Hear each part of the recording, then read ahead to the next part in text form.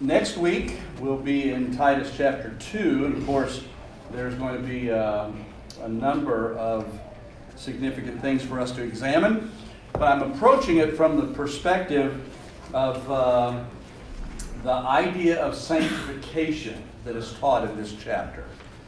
What is sanctification? When we talk about the theological term sanctification. Positional or ongoing? Don't get technical. Well, there it is. Yeah, I'm thinking more in the context of progressive. The process of becoming more like Christ. Okay, good, yes. When we talk about justification, you know, that's the instantaneous act of salvation.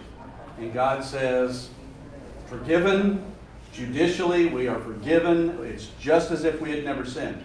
But sanctification is an ongoing, lifelong Christian process of becoming more like Christ.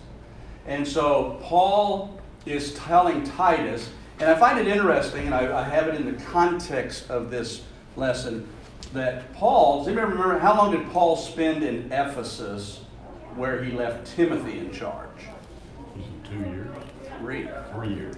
Paul was 3 years in Ephesus, one of the longest places he ever stayed, and probably got those people as grounded as any opportunity he had.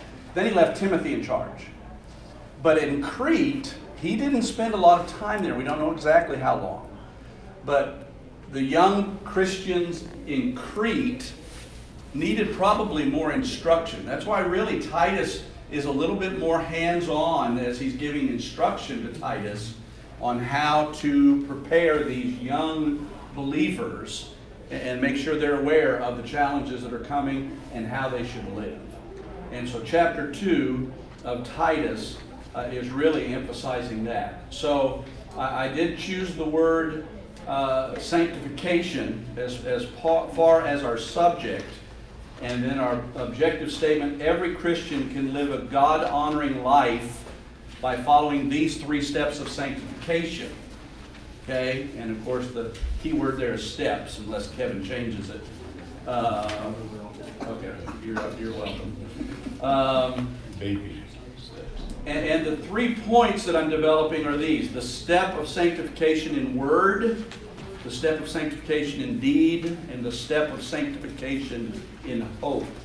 All right, so all of those are found in the first 15 verses of Titus 2. Really, chapter 2, verse 1 is the one emphasis on this idea of sanctification in word. And Paul's telling Titus to speak thou the things, and he's talking about in transition from chapter 1, which we ended with today, into chapter 2. He's saying, but you speak these things. Not like those deceivers, you speak the truth. And so when he's talking about speaking, it's this idea of instruction, meeting their needs so that they can understand what processes they need to go through to grow in sanctification. So we must be able to communicate the truth, and Paul says this is what we need to emphasize. And so I ask the question, what is the critical issue that must be taught in this training? Well, in verse 1, it says, speak, but it talks about what? Sound doctrine. And that's always Paul's approach to making sure people understood what they were supposed to do, that they understood sound doctrine. And that's the emphasis on sanctification in word. The bulk of the lesson is then on point 2, the sanctification in deed. And really, it's one of those very thorough indoctrination comments Paul makes about different groups that were within the local churches there at Crete. And so the 5 different groups he mentions are the aged men, the aged women, the young men, and then servants who were Christians. And so in each of those categories, he spends time telling what each of these age group specific people should be doing for the work of the ministry. They were to be showing their sanctification in their deeds. All right, so I've just broken them down by each of those categories. And of course, with the aged men, we already remember in Timothy, we spent some time talking about how in those cultures of that day, the elders were revered. They were honored just because of their age and their life experience and the fact that they had things to offer. And so he again talks in those kinds of terms about respecting the elders. And then he says that those elders, those seasoned seniors, should be sober and grave and temperate. And then we spend time talking about what the uniqueness of each of those words related to their actions. And finally, they should be sound in faith, charity, and patience. And so this is a mentoring role that Paul is encouraging the aged men. You need to take what you know and have learned, and you need to inculcate that into the younger men primarily. But before he gets to the young men, he talks about the aged women, the mature women in the churches, and then how they're supposed to teach the younger women. So I think as you develop these steps, you're going to see, I tried to bullet point each one of those behaviors that's mentioned and how that each group is instructing another group. And with both the women and with the young women and with the young men, well, it's the aged women and the young men, he transitions with the word likewise. Do you see that? Let's jump down to D, the young men. Paul said, likewise, exhort the young men to be sober-minded. But when it says likewise, that really takes you back to some of the credentials and qualifications that were being taught to the women, the young women. So not only is he giving new instruction, but he's likewise, they should learn some of those things, but they should also learn some of these things. Okay, so there's some of that aspect when they transition from one of the groups to the other. I do want to deal just a moment, though, with letter E on the servants.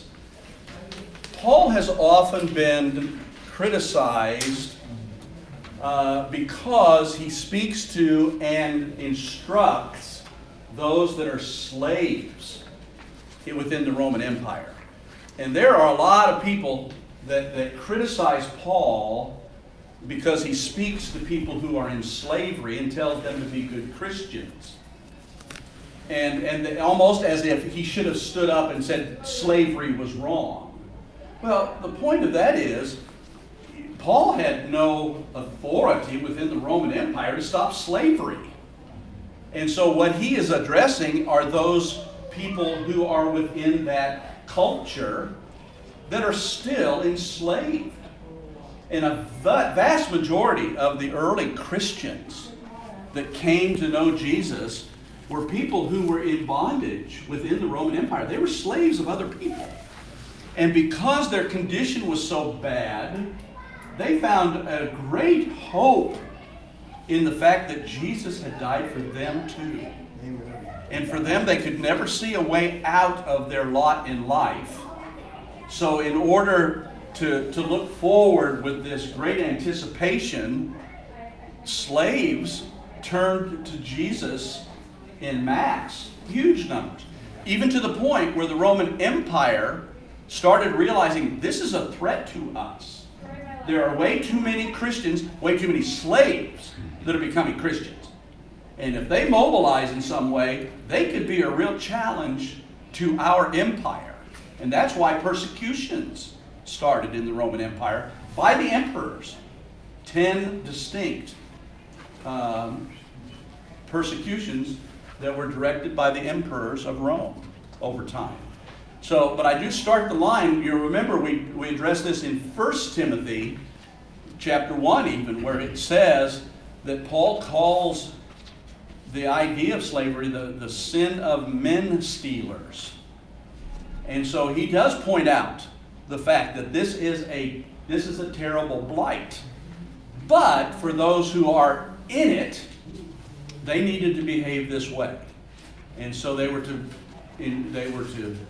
take the step of sanctification in their deeds by submitting and being obedient to their masters, and to not talk back and not steal. See the word not purloining? We don't use that word very much in our English language, but that means stealing. So slaves that are Christians are supposed to be model citizens and do the best they can, not for their master, but for their real master. Okay? And then the last couple verses I deal with the step of sanctification in hope.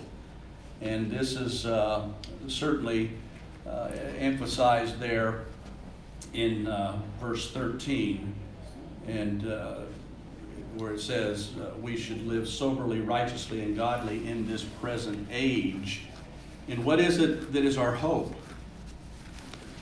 His return. Yes. In verse 13, it's that blessed hope and the glorious appearing of our great God and Savior, Jesus Christ. It is a wonderful, wonderful verse, and certainly you want to camp a little bit on that, because it's on that blessed hope that all of our lives should be sanctified and meet for the Master's use. Okay? So I think you'll have a good time with this lesson.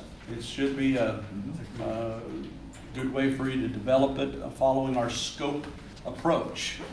Okay? Any questions? All right. God bless.